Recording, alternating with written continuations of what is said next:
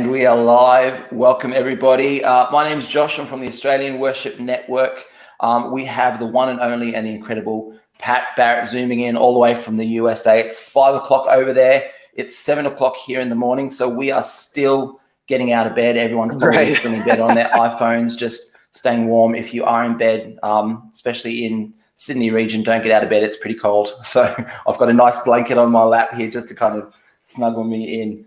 Just before we kind of get connected with Pat and we kind of chat to him, just want to acknowledge a few people and just give honor where it's due. So Faith Media have been the guys that have organized this. So big shout out to Faith Media. And we've also got people joining us from all the way around Australia. I know we've got people tuning in from Melbourne, Sydney, Queensland, and anyone else that's connected with the network and Faith Media.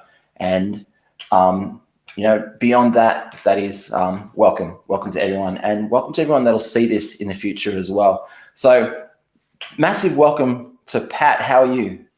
Thanks, man. I'm great. I am, it is always a mind trip when people say it's cold outside, but it's just like summer's like just starting to heat up here. So we're about to experience what you guys just had, I guess. Yeah, I don't think we get anywhere near as cold as you guys do over there, but it's cold enough for us over here. So first of all, let's just get stuck straight into it. You've been connected with so many different, groups and communities, as for what I can see. I mean, there's House Fires. You've been connected with the Bethel guys. I know you're connected with with Brandon Lake, who's connected with there's Maverick City, and there's all these different things. Like, kind of, where are you at the moment with all of these different things? Like, what does life look like for you in regards to what you're doing? Yeah, what a great. It's funny when you say it like that. It sounds like all those people are just like my friends, right? So yeah, it sounds a lot like bigger and disconnected, I think, than it is in actuality, especially like with relationships and friendships and writing. And right now, so I'm 36, and I feel like I have been doing the exact same thing since I was 14 years old or something like even before that. And at this point, I can look back, in hindsight, and see like these different,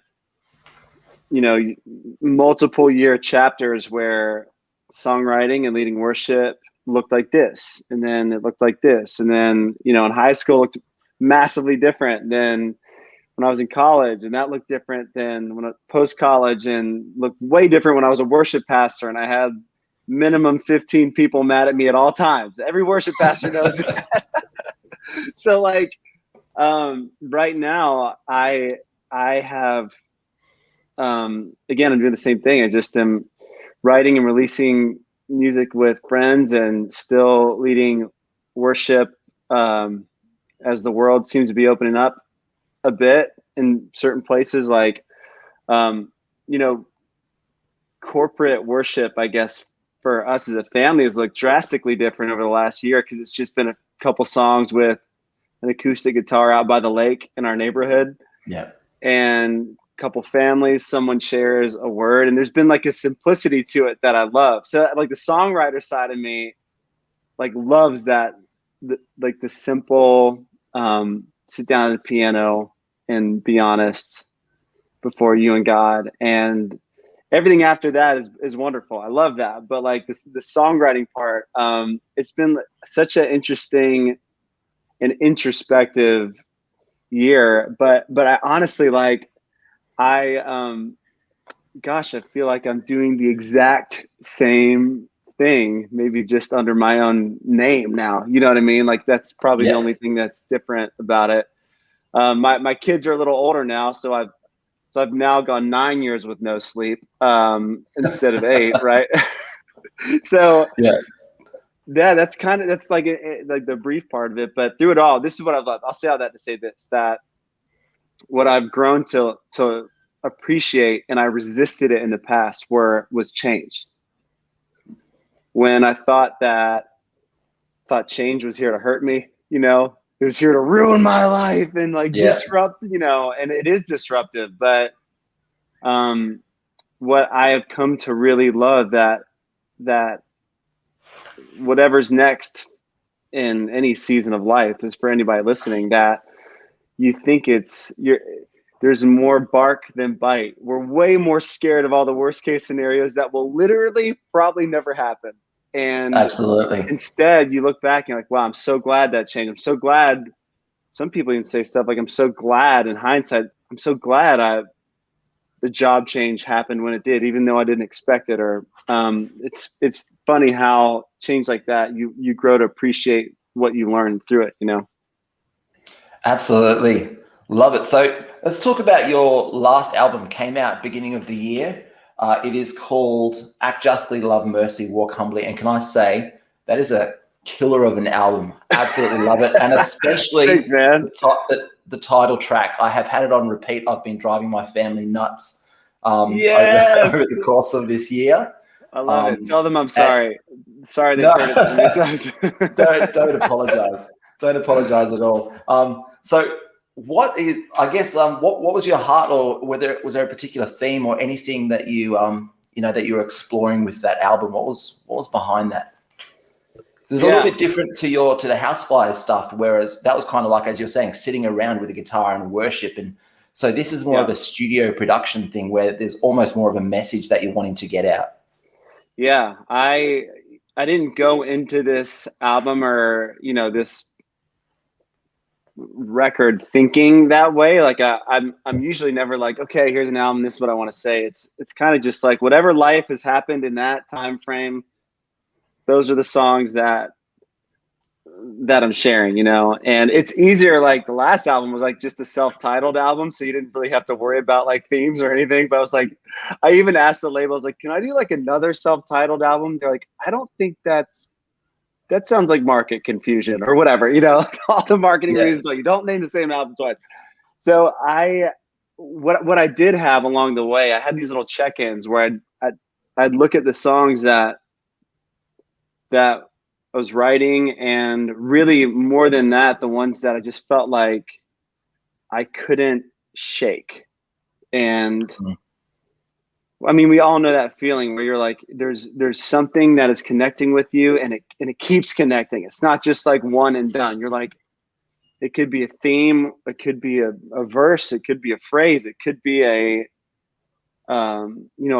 feeling even that you're just like, this feels really important and significant. So those are the songs that at the end of this 2 years of writing that I was like, okay, this feels like a lot of songs, in some ways like too many maybe, but it felt really inappropriate to not include all of them. And the song Act Justly, Love Mercy, Walk Humbly that was one of the last songs for the album to be written. But leading up to that, I was talking with a friend of mine, and they were asking me like, hey, how's the album coming along? Like, where you at? And I just remember telling them, I'm excited, but I'm also a little confused because I don't know what to do with these songs. I feel like there's different categories of songs, like stylistically, thematically, all of it was worshipful, and really they were all like avenues of communion for me, but it didn't fit in some like clean category that I wanted. And this song, Act Justly, Love Mercy, Walk Humbly, why I love this song is because when we wrote it, the verse that it comes out of Micah 6:8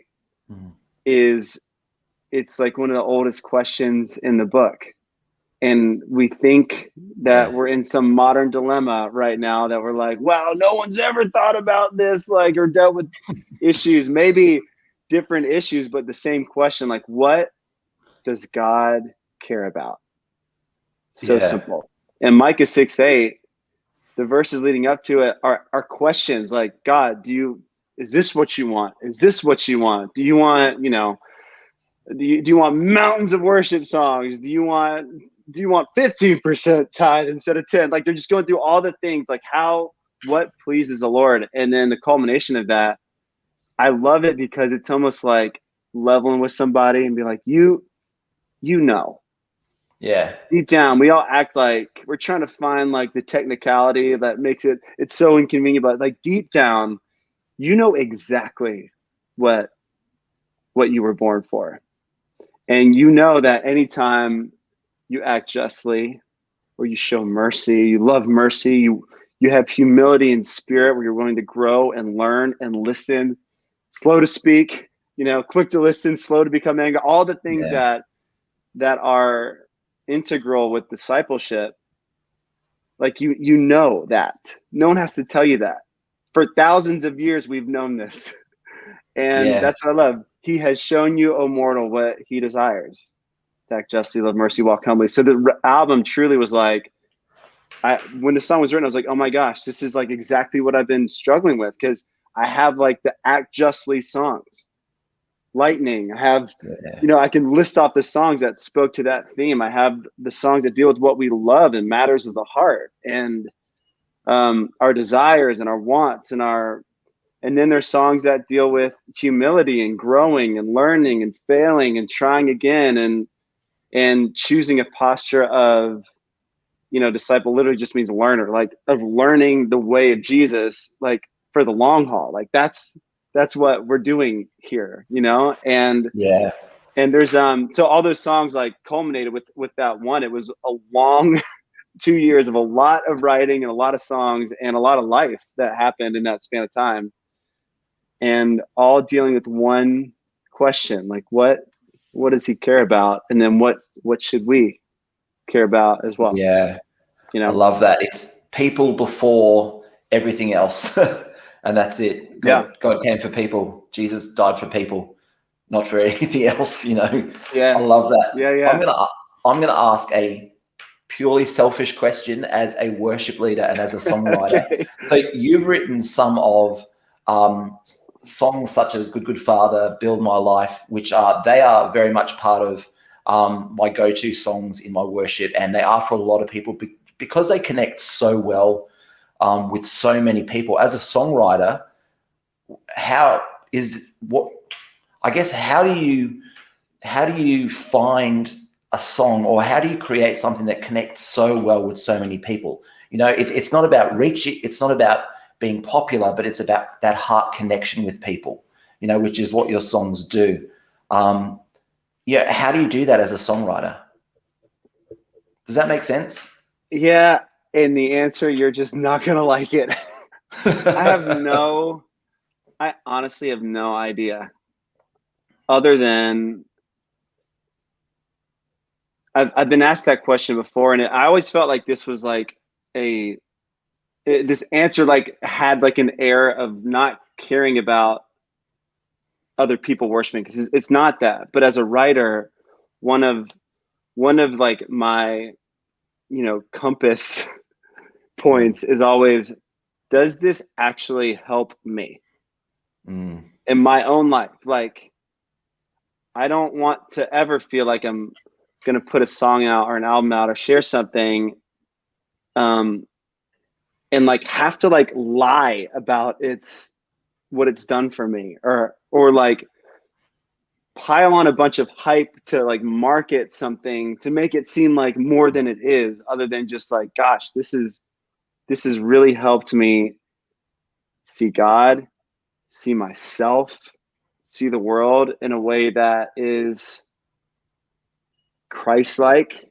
And so even those songs like Build My Life and Good Father, like those would be like I guess the two that people would know the most, but there are thousands of other ones that no one's ever heard. Thank God, that are just not worth their hearing. But they were also songs that helped me. So there wasn't like, oh, I do want to say this, like when those songs are being written, it wasn't just like, okay, one day I'll be talking to Joshua Halls in Australia and we'll be talking about this song. Like that thought was never in my mind. But what I did feel when Good Father was happening was like, oh my gosh, I need this song for me. Yeah. And Build My Life, it was like things that felt stable for a time, like truly felt shaky and uncertain. And sometimes there's already a song written for that that's like, oh, this is the perfect song, you just sing that. For me, part of my habit of life with God is like honesty and journaling and melody. And I can trace that back to my dad being a pastor. I'm a preacher's kid. And so like faith and singing and music, and not just like singing, but like people singing with conviction and faith. Like that sound has been a part of my life. Yeah. And it's hard to like just like differentiate the two. So like when I'm going through something, I'm probably gonna sit down and write something about it, whether I share that song eventually or not. Like there's probably a moment, if it means something to me, where I'm at a piano just like under my breath playing something and just, you know, getting it out. And whether those songs stay there, you know, yeah, and it's just for that moment and you feel like connection and communion with God, or somehow they find their way out of that room, you know, and like those are the things I have no control of at all. yeah. So that's what I try to do. I'm just like, before anything, I'm like, before I share this, like, is this something that like I can offer in service as a help to the world? And then the best part about that is if no one likes it, like it's okay. It's truly okay, because it helped me. Like, gosh, if it doesn't help you, like that's fine. Like I that's totally, I'm not like offended by that. So I found that to even like as a writer on the creative side of things, like not like it helps me fight that tendency to not share something because I'm scared whether or not you're going to like it. Yeah. Wow. I get rid of that with myself. I'm like, okay, I like this. This has helped me. Now I can't wait to share it. We do the same thing with like hamburgers, which is hilarious. We're like, this burger was unbelievable. Like we're the most natural evangelists of all time. So I imagine with sermons and with anything in business or whatever, like when you believe in something and it's helped you, you naturally share it. So that's what I try to do with songs. And it is crazy that those songs have ever left those rooms. Yeah. Still, that's wild. It's amazing. Jimmy, one of our worship, one of the guys we're connected with who's down in Melbourne, has written, I'd love to know at what point in your process did you realize that those two songs were special? I think that's oh gosh. When there were early moments where people started to share some of their, you know, how the song helped them, like just in our church, awesome. right? And when they were talking, I was like, oh my gosh, that is so amazing. Your life's different. Your circumstances are different. The reason why it spoke to you may be a little different, but it affected me the same way. And that was like, at that point, like that feeling, whether or not how, you know, again, how far a song goes or doesn't go, when you share it and it helps someone else the same way it's helped you, like that to me is like so special, because so many people have done that for me. They've shared a song that they've written and it's like completely like rocked my life. Like it's helped me see the world in a better way and filled me with faith. And so that to me is always special, because that's what other people's songs have done personally for me. I think that's amazing. I think one of the things that I'm picking up through what you're saying is the honesty and the integrity as to what you're going through, because the human experience is common to all. What you go through, I go through, and our next door neighbor goes through. So if you're writing songs that are honest to where you're at, somebody else is going to be going through it. And with that honesty and integrity and that rawness with what you bring, people can just connect. So I absolutely love that. We've got another question. We're just kind of getting questions in, and I'm conscious of time as well. This is perhaps one of my most favorite questions to ask. So worship has become, in a sense, big industry, and you're kind of at the forefront, you know, of it. You may not feel like it, but I guess over the other side of the world, from what we see, it can be big industry. Like, what advice do you have for the small local church, you know, the Uniting Church down the road, that doesn't have the people or the resources? What encouragement could you give them, you know, in their worship and in their service with what they're doing from a pastor's heart? Oh my gosh, so many things. I'm thinking like my church growing up, it was 75, 100 people. Like you couldn't run the sound system in the microwave at the same time or it would trip the breaker. Wow. So I have I'm not going to say it's healthy, but I have it and I can't deny this. I have like a natural like aversion actually a little bit to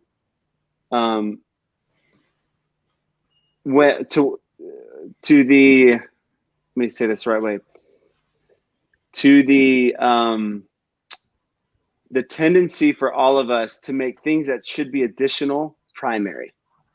And what I love and would not trade for anything about my experience and my primary discipleship in my life, it happened in a very small room with a few people with no extra stuff except a willingness to walk and to learn and a heart that was open to God and someone that modeled that for me. So like I have to say like the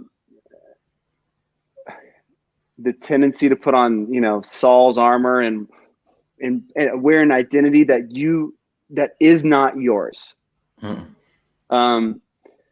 And then what's so interesting, like this is just like, 30,000 foot view, like cultural critique of all the things that we budget for and we focus on. Wow, all it took was a germ to prevent us from using any of it. Yeah. And now all of a sudden we're all in the same boat again. And man, I really wish we could have used the lasers in the fog machine that we spent 50 grand or whatever it is. Like fill in the blanks, like as if like Jesus ever required or needed like lasers to get something across. So honestly, like that's what the heart of being willing to serve where you are with the people who are in front of you, like that is like, that's it. And you don't have to look far to see countless stories when we get off that track and we try to make something, we try to start building the house in our own strength with our own strategy, with our own whatever. And then pandemic shuts it all down and you realize, wow, all those things I thought were so important. I lost sleep over that. I did fundraisers to do this and all these things like truly are not essential. Like what does God care about? What matters to him? What is important to him? And part of Jesus's confusing and like culturally challenging life was like he was pretty secret for a long time. Like a long time. And his brothers even came to him and said, hey, you're doing this wrong. Anyone who wants to be a public person should blank, blank, blank. Like it's literally in the gospel. His brothers are like, you were doing this wrong. And he didn't listen to any of that. And so one of the things that I always like turn on myself, again, this is not like outward, this is like towards me. This is the way I think about me. I'm like, okay, why? Like, what's important? Why does that matter? At the end of the night, there could be whatever, 50 people, 100 people, 5,000 people, 10,000 people in this room worshiping. At the end of the night, I'm going to lay my head on my pillow and have to deal with myself and say, okay, God, like, did I get ahead of you? Yeah. Did I miss you? Are we in step? Am I walking with you? Am I dependent? And as long as you don't lose that, I don't care what else is a part of that. I truly don't. I don't care how big your church is if you don't have that, I don't care how far your ministry reaches, how many Instagram numbers. I don't care about your tithing numbers if that is missing. And the people in my life that have helped challenge that with me and provided safe space to explore that and to walk that out. Like I just don't believe the lie that you haven't been given everything you need for a life of godliness. That's amazing. You know what I mean? Like that's what it is. That's it. That's exactly it. You know what? I have got about 100 more questions that I would love to ask you, but I know that you're a busy man, that you've got more interviews that you need to go to. I have just been so encouraged by what you shared this morning, and I know that everyone else here has been as well. Keep bringing the gold. It is just blessing my life. I'm being selfish again. Oh man. All right, so yeah, it's been an absolute honor and a blessing to be able to connect with you and you know, and hear your heart for what you're doing. So I think we'll leave it there because I know that you've got other places to go. Thank you for having me. Thank you. No worries. Thank you very much. All right, awesome. See you later, everyone.